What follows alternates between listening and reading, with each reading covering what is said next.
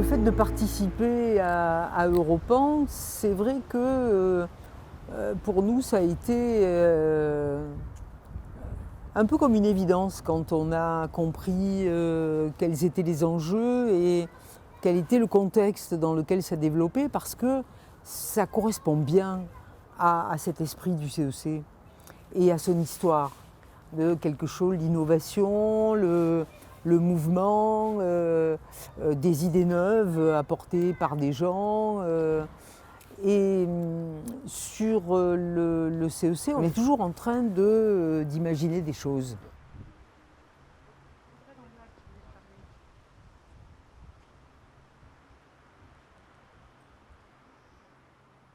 Le départ du collège va libérer énormément d'espace, mais il va aussi causer une absence considérable d'activité. Forcément, parce que c'est là où il y a le plus de public. Le collège est sur 3 bâtiments, celui qui est derrière nous. Le principal est un petit bâtiment derrière celui-ci. Il accueille actuellement 586 élèves. Nous occupons aussi un autre bâtiment qui est à la cantine scolaire, qui est au bout du CEC. On a chaud l'été, on n'a pas froid l'hiver parce qu'on a du chauffage. Voilà, et le collège résonne beaucoup. Il faut bien se dire qu'avant, dans ce collège-là, il y avait le conservatoire de musique également. Et donc là, l'isolation phonique absente, c'était quand même un peu particulier. On entendait chanter dans tout l'établissement le mercredi après-midi. Sur des nouveaux usages, et qu'il faudra sans doute réfléchir à ces questions. Ah, ça, c'est certain. Ce sont des conceptions basées sur des structures métalliques poutre-poutre, et c'est sûr qu'on peut faire la modulation quasi infinie. Elle a cette qualité très contemporaine. Oui, bien sûr, de bien sûr. pouvoir s'adapter, de pouvoir être adaptable à de nouveaux. Bien sûr, bien sûr. D'ailleurs, certaines évolutions du site l'ont prouvé. Parce qu'il y a eu déjà des réaménagements intérieurs qui se sont produits et qui ont permis justement d'adapter tous ces bâtiments à d'autres usages.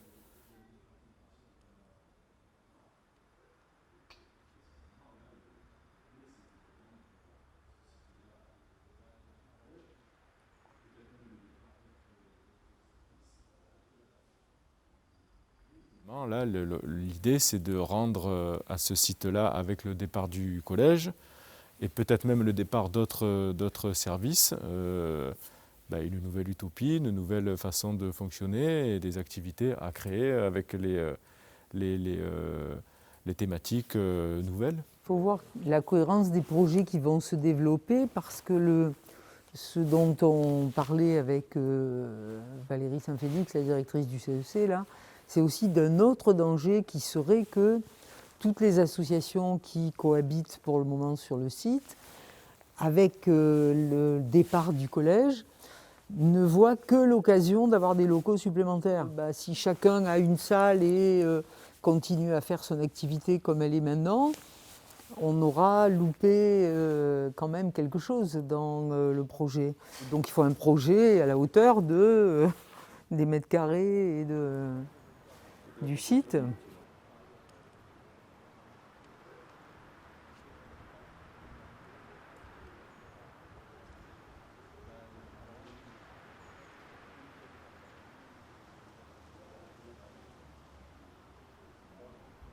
Le collège, c'est sûr que c'est l'élément principal de ce site-là, mais il y a beaucoup d'autres éléments qui peuvent également être mis à disposition d'autres activités, parce que ce sont des activités actuelles qui peuvent bouger au profit justement de cette nouvelle façon d'inventer le site. Et à ce titre-là, on a différents jeux de chaises musicales qui vont faire en sorte qu'on pourra jouir d'équipements bien au-delà du simple collège. Donc tout ça, ça va laisser une réflexion beaucoup plus vaste qui va nous permettre de laisser libre cours à l'imagination. On parle des bâtiments, il y a aussi les plateaux sportifs extérieurs. Derrière, là, il y a des plateaux sportifs d'évolution de hand, il y a des terrains de tennis, ça fait un foncier très important. Ou pourquoi pas, on peut envisager d'autres choses à faire en fonction des idées qui seront avancées. il faut laisser très ouvert le fait qu'il n'y a pas de programme arrêté aujourd'hui, ce sont des idées de programme et aussi d'usage. Ah, exactement, en Plutôt ce qui d'usage, concerne le d'ailleurs. collège, oui. Voilà. On peut parler d'usage plutôt que de programme et de voir comment ça peut revivre dans une philosophie. Oui, et de liée à nouveaux l'histoire usages. Et de nouveaux usages.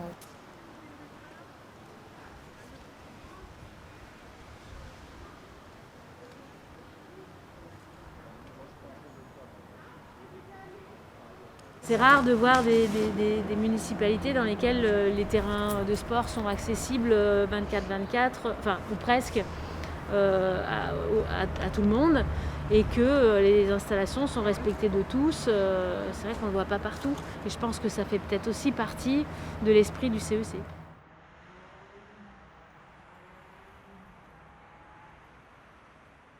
Le départ du collège va laisser un grand vide.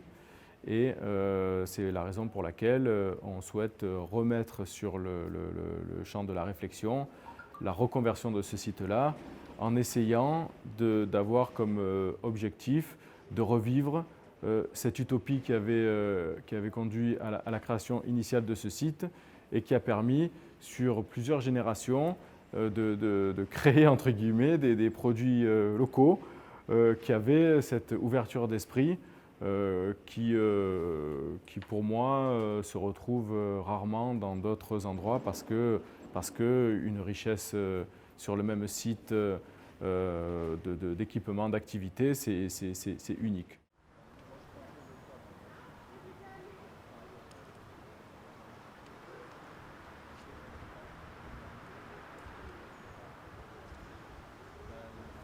Voilà, dont la Pinède qui est aussi un lieu de récréation possible pour les élèves. Je vais en Pinède. Il n'y a pas de grillage, il n'y a rien, donc ça veut dire que les gens peuvent quand même passer, même s'il y a des élèves. Hein.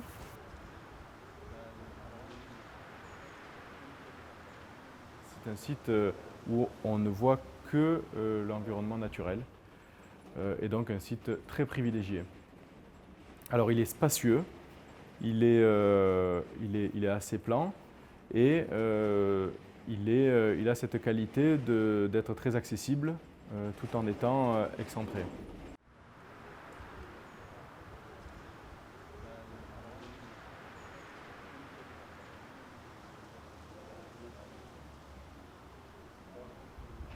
Malheureusement, il n'y a plus la piscine d'été qui était au cœur du CEC autrefois, Oui. et qui a été, je crois, comblée pour des raisons de structure. Il y a eu des raisons de sécurité par rapport à la falaise qui est de l'autre côté. Et parce qu'on est sur l'étang et sur le port après de l'autre côté du grillage là. Donc c'est vrai qu'il y a eu une période où ça a été un peu compliqué. Après il y a eu quand même des travaux de renforcement de la falaise qui ont été réalisés. Mais ce qui était sympa, c'est aussi le petit escalier qui, par là-bas, Derrière, entre les deux. ouais, Alors descendait justement, cet escalier au port. qui descend, on pourrait envisager de le remettre en service. Ah bah oui, il faut. Il est sur un terrain. Il faut, Oui, c'est il ça. faut. Il est sur un terrain propriété ville. Oui, oui. Oh, il est ou ville ou métropole, ou Oui, c'est ville. D'accord. Ville, il y a- ville. Non, mais il c'est y a lui qui sait. cet C'est objet de mise en relation, en tout cas, de cet espace-là avec le port.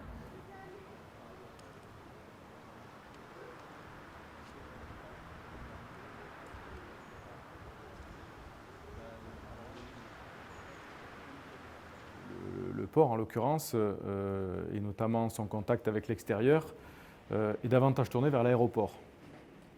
Parce que l'idée, c'est de relier l'aéroport international de Marignane, de Marseille, à plusieurs communes, donc notamment Istres et Martigues, qui sont de l'autre côté de l'étang de Berre et qui permettent d'éviter d'abord de se déplacer en voiture et puis d'avoir une liaison directe que ce soit sur l'aéroport, mais également sur les rives de l'étang de Berre ici. Et effectivement, ça peut amener des personnes de passage qui viennent de l'extérieur et qui puissent également accéder à ce nouveau CEC, nouvelle version, avec toutes ces activités qu'ils peuvent proposer. Donc effectivement, c'est une donnée à prendre en compte et ça n'est pas uniquement dédié à de la population istréo-istréenne exclusivement, bien entendu.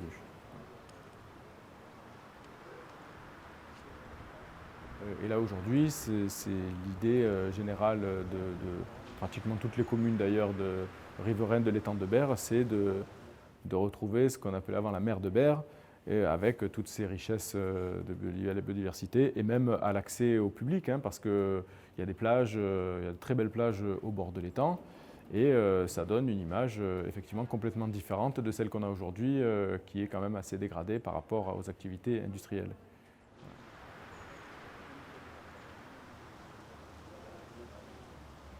La piscine découverte avant et la piscine couverte où il y avait où il y a le parking, il y avait la piscine couverte. C'était tout un ensemble. Il y a quand même quelque chose qui va modifier ce lieu en particulier, c'est que le Magic Mirror, qui actuellement est dans un autre quartier plus près du lycée Rimbaud, va déménager et va venir ici. C'est au départ une structure itinérante. Il faut 3 jours pour le monter, 3 jours pour le démonter. Et ce sont des structures qui étaient très en vogue après-guerre, comme une grande yourte avec un toit qui est en toile. Et entre donc, ce toit qui est en toile et puis le bas qui est en bois, il y a des vitres d'un peu de toutes les couleurs. Le nôtre, il date de 1949. Il a été rénové en 70 et nous, on l'a depuis 2012. Ils sont venus mesurer. Là, en ce moment, on en est au chiffrage du déplacement. Donc ça, c'est une donnée à prendre en compte par les candidats. C'est finalement l'insertion C'est certain. de ce Magic Mirror, qui est aussi un objet patrimonial finalement du XXe siècle. Et qui va connoter surtout l'usage de cette place-là. En ce moment, la réflexion, c'est à laquelle il faut associer Jean-Pierre Lavaille et son équipe, là, c'est comment on le positionne, le Magic Mirror. C'est-à-dire que par où va arriver le public.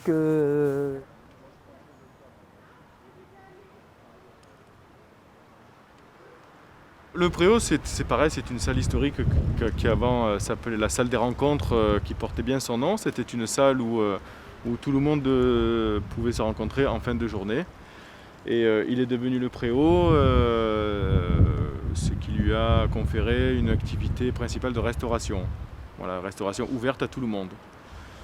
Maintenant, avec le nouveau projet, c'est ouvert. Il n'y a pas de blocage particulier, pas de définition obligatoire de cet espace. Donc là, c'est également libre cours à l'imagination. On tient quand même à cet aspect tiers-lieu, mais au niveau du CEC, pas forcément ici, en fonction de la requalification proposée des bâtiments. Parce qu'au-dessus du Préau, il y a le restaurant scolaire, qui lui, évidemment, va disparaître avec le collège. Donc tout ce bâtiment-là pourrait être imaginé sur d'autres horizons. Qu'est-ce qu'on fait de cette grande salle qui a une belle vue quand même sur l'étang, surtout d'en haut, hein. C'est-à-dire que là-haut, là, ça vaut le coup de refaire la façade différemment. Un lieu qui puisse être un lieu belvédère aussi sur le franchement, paysage. c'est une vue sur l'étang, mais à couper le souffle. Donc tout ça, c'est quelque chose qui devra rentrer également dans la réflexion et qui va être un endroit stratégique du nouveau CEC.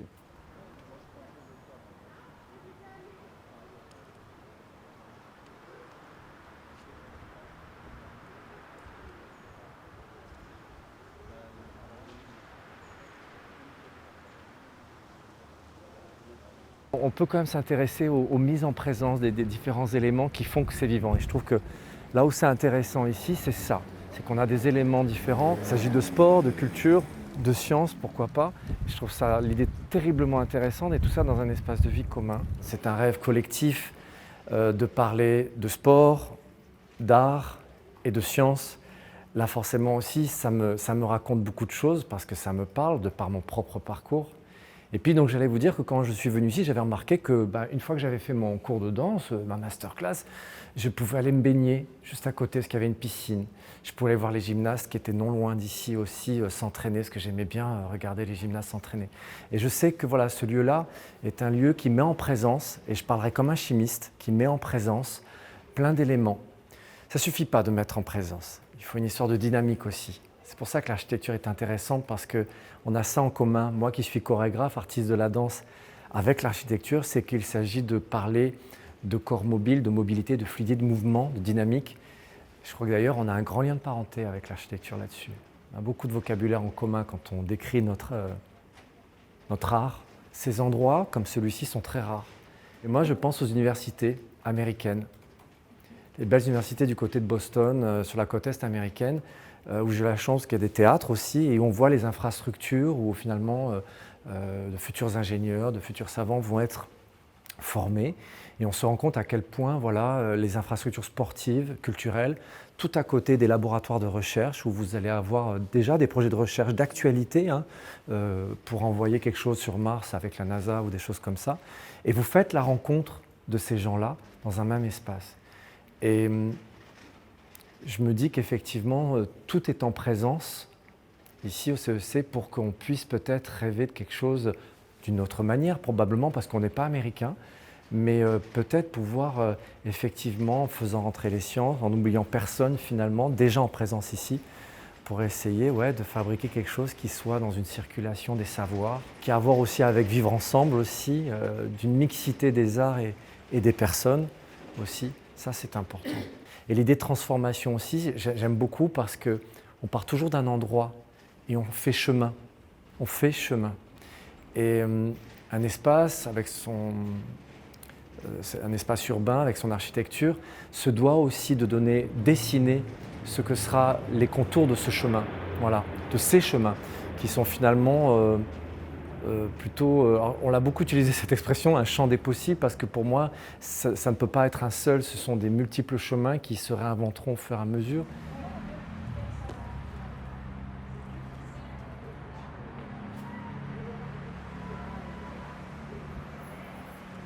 Et peut-être ajouter à ce nouveau CEC, je ne sais pas si ça peut également permettre d'avoir quelques idées, l'intergénération, parce qu'il était très connoté jeunesse, bien sûr, mais pourquoi pas ouvrir à un public plus varié tout au long de la vie, parce qu'il peut y avoir effectivement le collège connoté vraiment les ados, mais là maintenant on peut se permettre d'ouvrir à toutes les générations, et ça peut évidemment, on imagine aisément toute la richesse que ça peut apporter. Donner l'envie, lier plusieurs thématiques, on parle souvent de sciences et de culture, mais on peut parler aussi de sport et de culture, de sport et de sciences aussi. Donc tout ça, et essayer de lier toutes ces thématiques-là dans un même site pour, dans un but de formation, de contact entre les gens, de joie de vivre, tout simplement aussi, et de bonheur. Voilà, je pense qu'on peut dire ça comme ça. Europan, je pense, peut vraiment nous aider à imaginer, à ouvrir des voies de réflexion sur ce Magic Mirror qui va arriver, comment on l'articule avec le module préau-restaurant, et comment on pense quand même que dans 4-5 ans, le collège n'y sera plus. Il y a des espaces libres. Cette médiathèque, elle va rester, mais elle va avoir une autre vocation. Ça a été une ville pastorale, ça sera une ville numérique, tournée peut-être vers l'espace, mais ce qui nous importe, c'est que ça reste un espace ici où l'humain est vraiment au cœur de toutes les préoccupations, qu'elles soient sportives, culturelles, scientifiques, voilà, qu'on soit vraiment capable de ça.